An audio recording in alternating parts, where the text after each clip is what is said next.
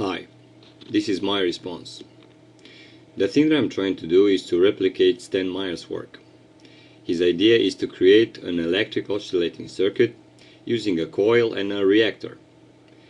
The reactor consists of two stainless steel pipes placed one inside of the other, creating this way a capacitor. The devices, the coil and the capacitor, at a certain frequency called a resonant frequency, start to transfer energy from one to the other, creating a buildup of energy in the capacitor, resulting in a rise in voltage using low power. Important to Stan Meyer, as I understood, was using distilled water. A capacitor is made of two plates of conducting material separated by a non-conductive material called the dielectric. The dielectric in this case is water, distilled water. Permittivity is the property of a material to allow or to resist the passing of an electric field through it. As bigger the number, the better. Water has the dielectric value of 80. The water molecule. The water molecule is made of one atom of oxygen and two of hydrogen that are sharing electrons to obtain a stable form, creating H2O, water. The bond is called covalent bonding. Besides that, they are hydrogen bonding that give water its most unique properties. The molecule is held together by electronic forces. In general, the atom is made of equal number of protons and electrons.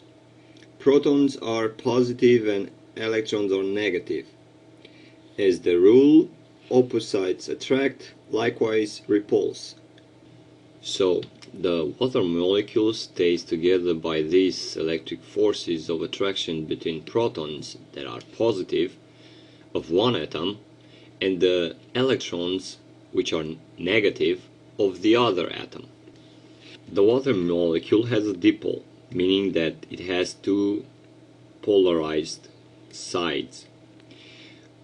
A negative side is situated on the oxygen part, and the positive one is situated on the hydrogen part. The water molecule is shaped as a V. This property is important as the water molecule behaves in an electric field as a magnetic needle behaves in a magnetic field.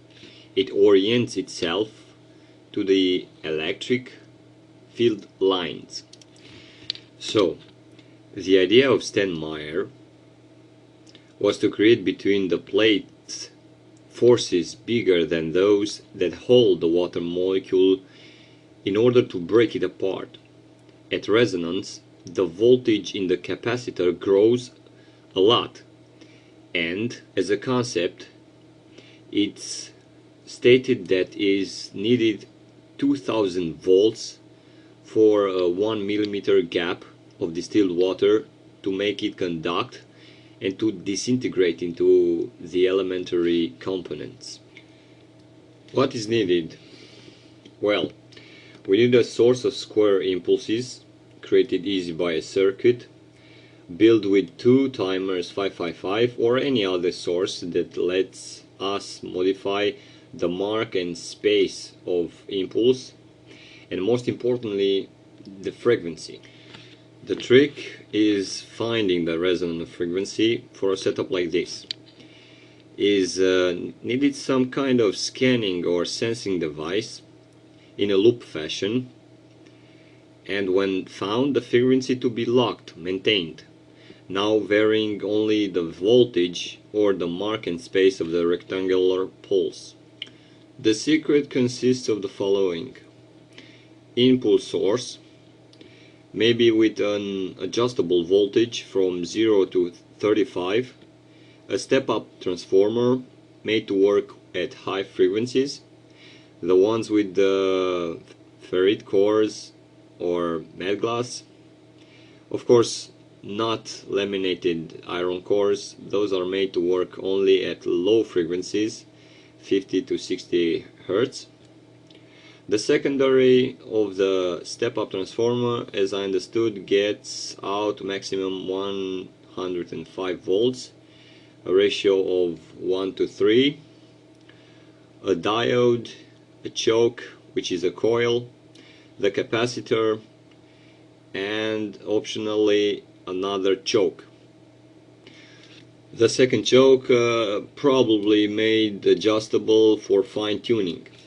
This may not be necessary if the impulse source has scanning and sensing possibilities. The sensing possibility is a third coil on the core, used to detect the increase in voltage at resonance. For the charge in the capacitor to keep building up, the two circuits must be kept separated, meaning the primary circuit and the secondary circuit must be connected only through magnetic coupling to the charging circuit.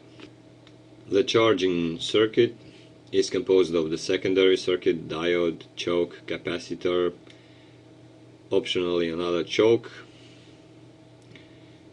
So, the charge voltage potential between the capacitor plates keeps getting bigger and bigger until the water molecule is elongated and the distance between hydrogen and oxygen increases to a point where the covalent bond ceases to exist.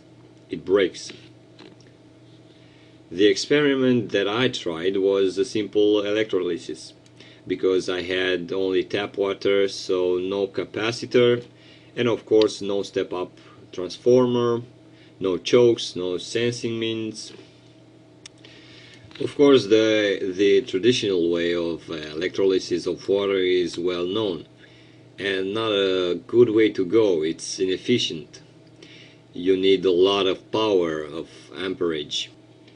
Plus, in the usual electrolysis of water, salt is added to increase conductivity of water. So it is clear we are not trying to do this. We want to make it isolating, but not to use distilled water. We want to use normal tap water or groundwater, whatever, but not distilled water. Plus, when you introduce table salt, when you are doing the electrolysis, you are releasing chloride as a gas, which is toxic and pollutes the air. So this is the end. The thing that I need help with is creating the capacitor to use normal tap water or maybe groundwater, as it has no chloride in it. I need advice isolating the plates from the water to make a capacitor. If you have any ideas, I'm listening.